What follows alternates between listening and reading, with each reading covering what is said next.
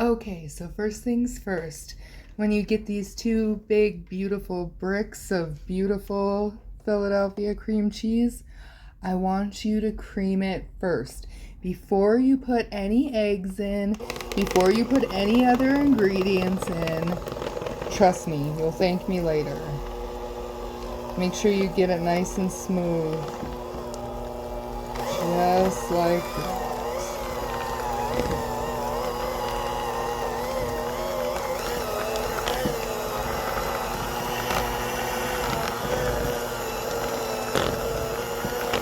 And don't forget to scrape those sides down. We're going to do that because you know there's little bits of cream cheese hiding along the sides.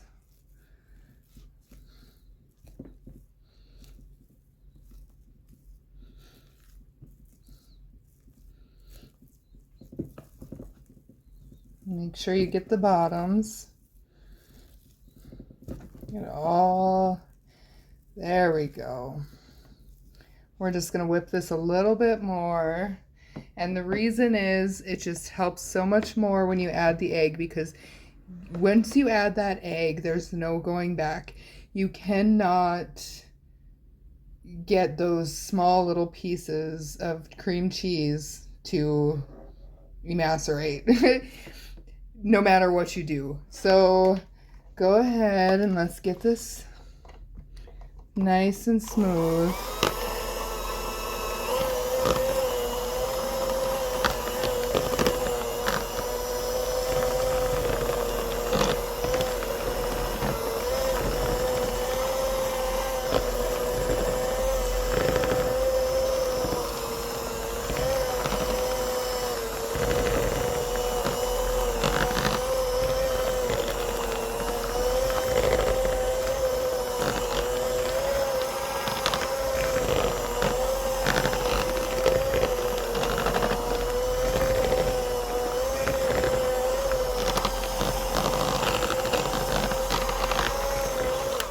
Again, stopping to scrape down the sides one more time.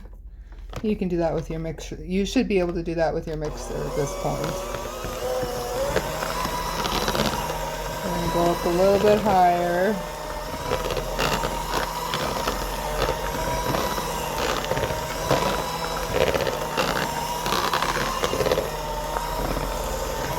Great. Now you should have plenty of air whipped into your mixture. Looks good. Now we'll move on to the next step.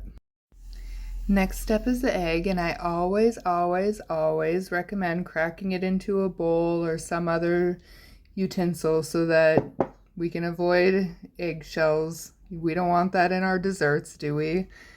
No, no, no, no, no. And of course, as a force of habit, what I always do is add my vanilla to the eggs. And this is homemade vanilla. I just repurposed the container. That's why you see the vanilla beans in there, just in case if you were wondering. So now I've taken it and I'm put it into my egg, and I'm going to whip it a little bit before I add it to the mixture. Here we go. This is more or less what a lightly beaten egg looks like. And the vanilla's in there, so I'm going to go ahead and add that to my mixture. There we go. Make sure we scrape out every little bit. And while we're at it, we're also going to scrape that bowl again. I'm big on scraping that bowl, because too many times when I began to teach myself how to bake, I found unhappy surprises at the bottom of my bowls, you know, when I was making cookies and things like that. Just little pieces of butter and things that didn't get incorporated into the mixture because I didn't take those extra steps. And I know that these seem so irrelevant, but it's all those little details that add up into a beautiful, delicious dessert in the end. I promise you won't be sorry. So now I've scraped down the bowl again. Now I'm gonna whip this mixture together.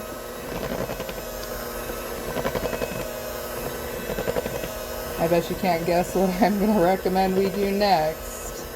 Here in about 10 to 15 seconds. You guessed it, we're going to scrape that bowl again. This is going to be so good. I've tried the recipe myself before I made this video. I loved it. It was delicious.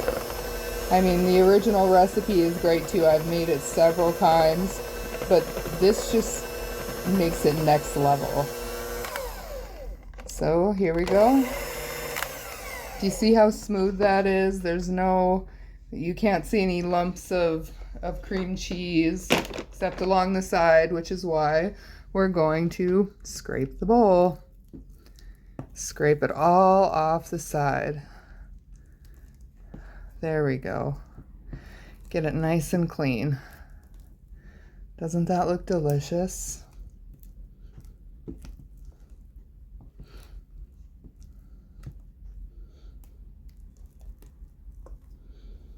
Yeah, now we're gonna do another mixing.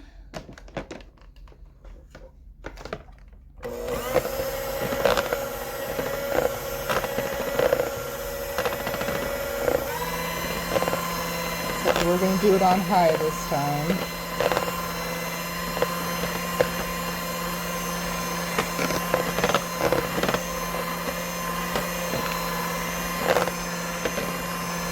There we go. This is starting to look pretty good. Next, we're gonna add the sugar.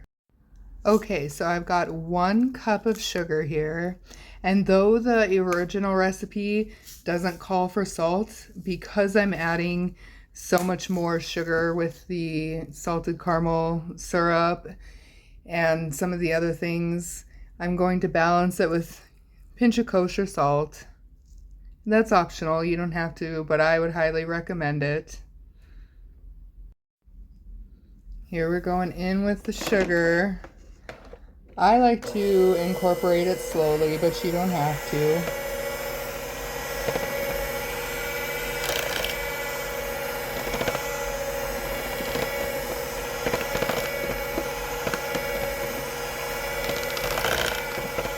I just think it helps keep the airiness in the mixture a little bit more rather than just pummeling it with a ton of sugar. That's completely up to you. Do you see how glossy the mixture is getting? I love it. It's so satisfying.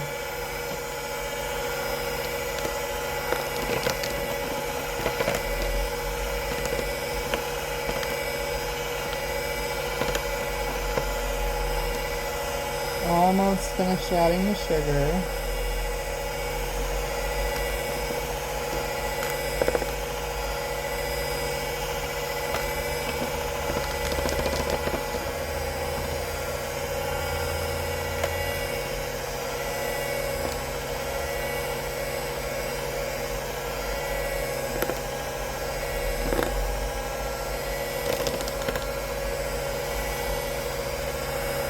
There we go. And you guessed it, we're going to scrape the sides again. We're going to do that about 20 times. I don't think you can ever scrape the bowl too many times.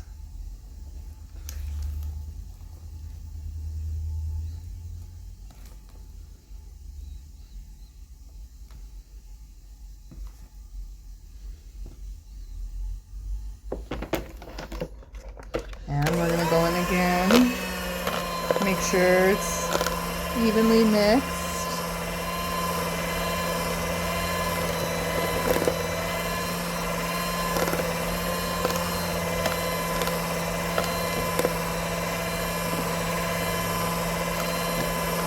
There we go.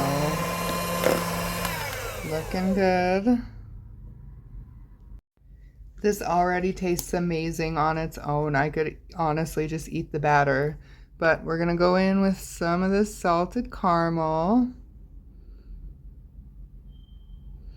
2 tablespoons.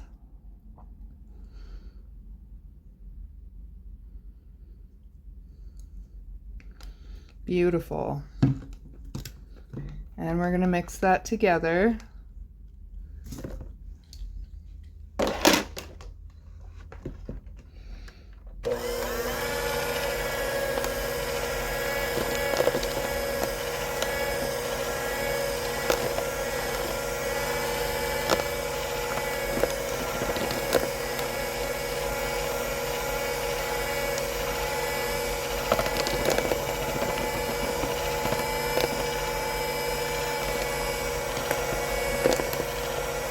You see how smooth that is?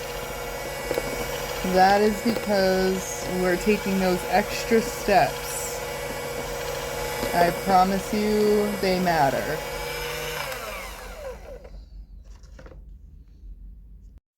Okay, and now we have our batter, so we're going to move on to the next step. It's pretty simple. We're just going to pop open the first can of those crescent rolls. Beautiful. Lay it in there, finish unrolling, and you want to pinch these seams together. There you go. You got this. Your friends and family are going to be asking how you made this. And you can tell them to come watch my channel and subscribe. Kidding. Whoops, look at that.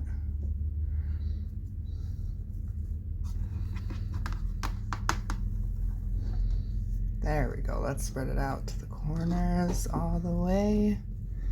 There we go. And continue to pinch those edges or those seams.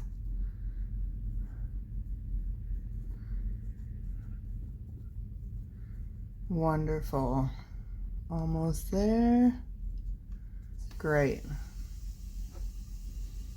Looking good. All right, now we're gonna pour our batter in. See, this is simple enough. Anyone could do it. Delicious. It's nice and smooth.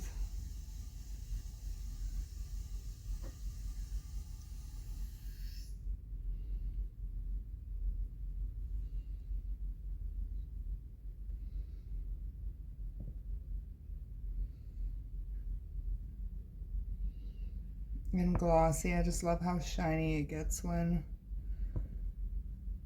you add the sugar.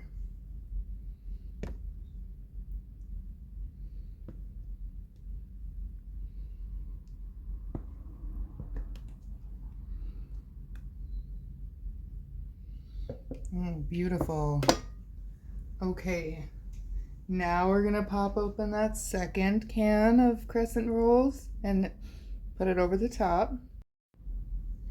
Okay, we're gonna layer it gently over the top. Pinch those seams. There we go.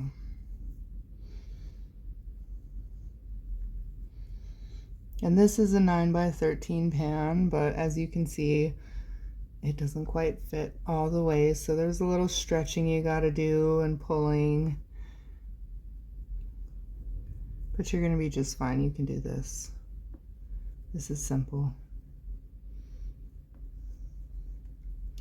Simple but tasty and delicious.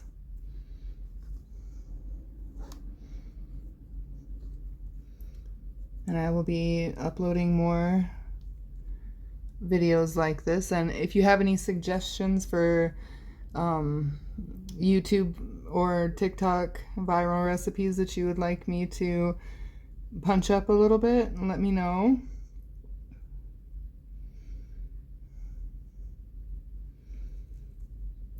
That's going to be about as good as it gets.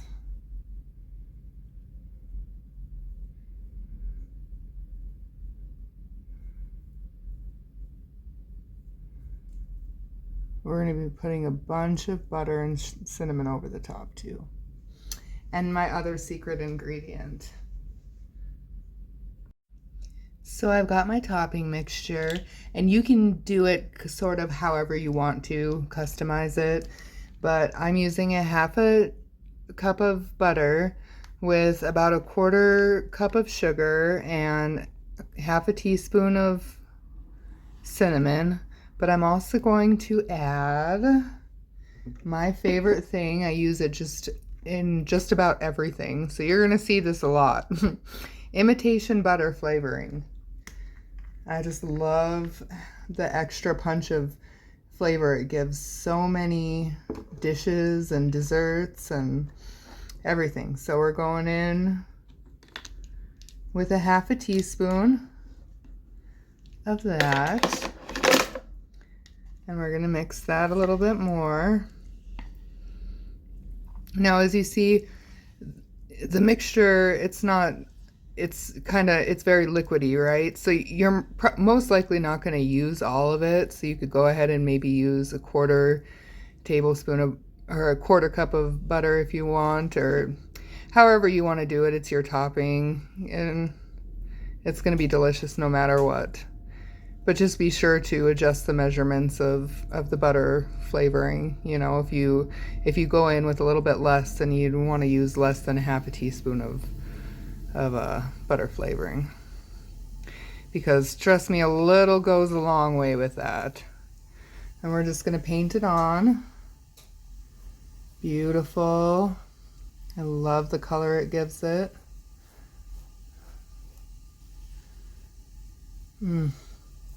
It smells delicious. Even more so when it gets in the oven, but just the smells of the butter and the cinnamon and sugar, I love it.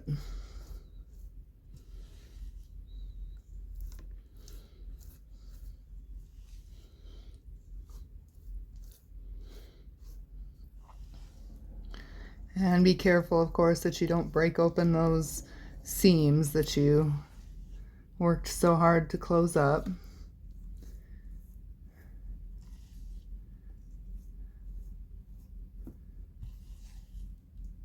And the reason for that is that the cream cheese will get hard and rubbery, you know, those parts that are exposed to that heat. Because we're going to put it in at 350 degrees. So that's pretty toasty warm. And looks like I used just about all of it. Get a nice even coating. There we go.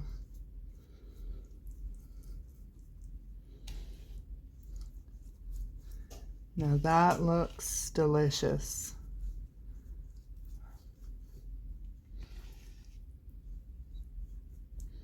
All right, and now we're ready to go into the oven. Wish me luck. Okay, so I ended up taking it out at 20 minutes, and I felt like the center wasn't quite done like I would like it, so I left it in for about another 3 minutes. But I wanted to mention that about halfway through, at about the 10-minute mark, I flipped the pan around because my oven and most ovens out there have hot spots and they don't cook evenly. So this is a tip for all of your baking and all of your cooking in general, is that you want to quickly, because you don't want to let too much heat out of your oven, flip your pans around, because that will ensure better, more even cooking. So anyways, I left it in for about 23 minutes, I would say. And I let it out to cool, and I cut into it right away just to get the cuts. And let's take out a piece and take a look.